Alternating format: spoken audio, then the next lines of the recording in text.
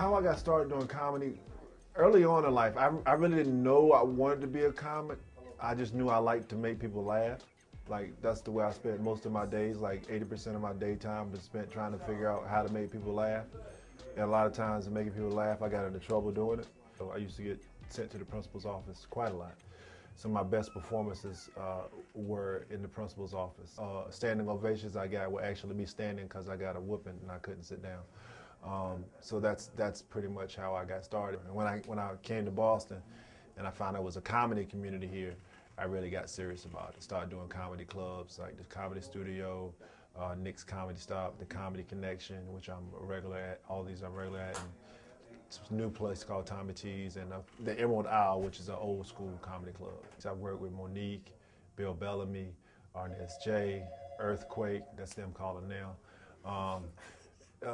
Just a slew of comedians that are famous on the scene that I've had the privilege and honor of working with. Some of the challenges that I've had to overcome, other than my speech impediment, meaning my speech impediment is not that I have a physical disability, but I just don't know how to censor some of the things I say.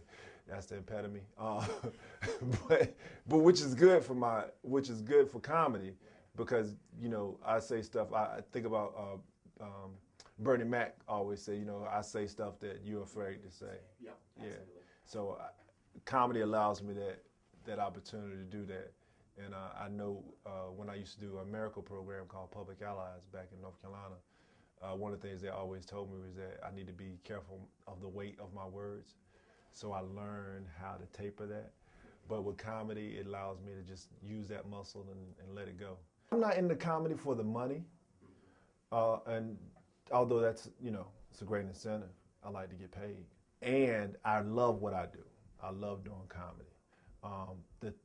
If one of my mentors told me, like, if you can find something that you love to do and can do it and find a way to get paid doing it, that's the best thing you could ever do. So that's why I do the comedy. I'm one of the persons that I used to do mentor training.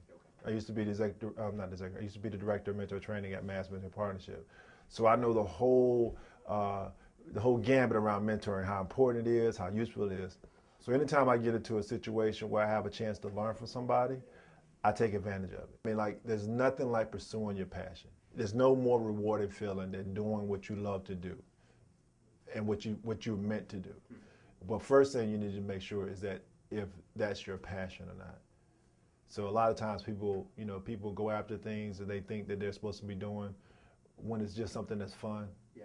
Or entertaining to them, and it's a moment, it's a fad. But when you know, like in your soul, like every day, every moment of your life is think your thoughts about this one thing.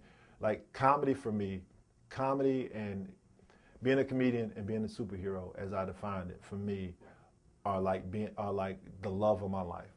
They're like they are my current steady relationship that I've had my entire life, and something I'm willing to risk and sacrifice many numerous of things to do. So when you find your passion, if that's your calling, you have to go for it. God gave me this ability to make people happy and to bring change, and I have to use it.